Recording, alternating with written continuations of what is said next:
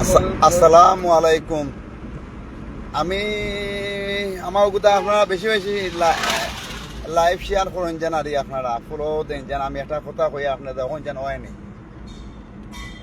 আমি দেখছি আর আমি গাড়ি ও তা কিনা বেচাত আছি আর আল্লাহ রহমতে এতে আমি বুঝি আর যেটা আমার ক্ষুদ্র জ্ঞানে কর যে দেশের মাঝে আমরা তো বিভিন্ন জায়গায় যাই গেলে বেশিরভাগ দেখি কাগজ ক্লিয়ার কম গাড়ি আর ফেল গাড়ি খুব বেশি।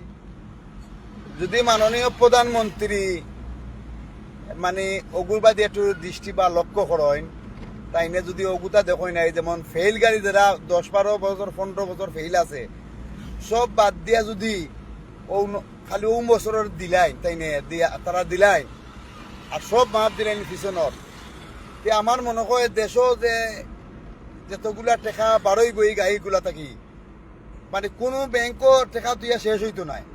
মানুষে হুরামই দি টেকা নিয়া দিব বিয়ারটি টেকার অভাব মানে অভাব মানে সরকারে বুঝতে না যে অভাব দেশ ওলা টেকা হুরিয়া মানুষে নিয়া দিবা কারণ অত বছর মাপ পাইলো আর ও 1 বছর দিত দিয়া মানে আর জীবনে ফেল হইতো নাই।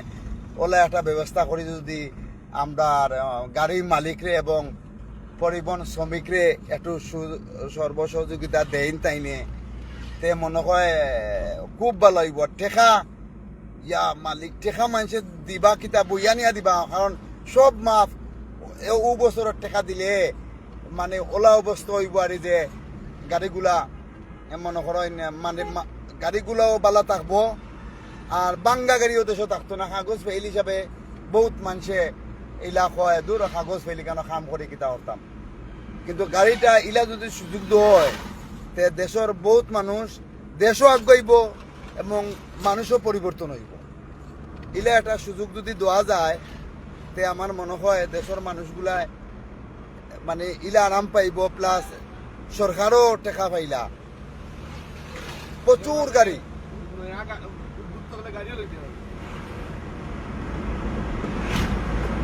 কত লেখা যায়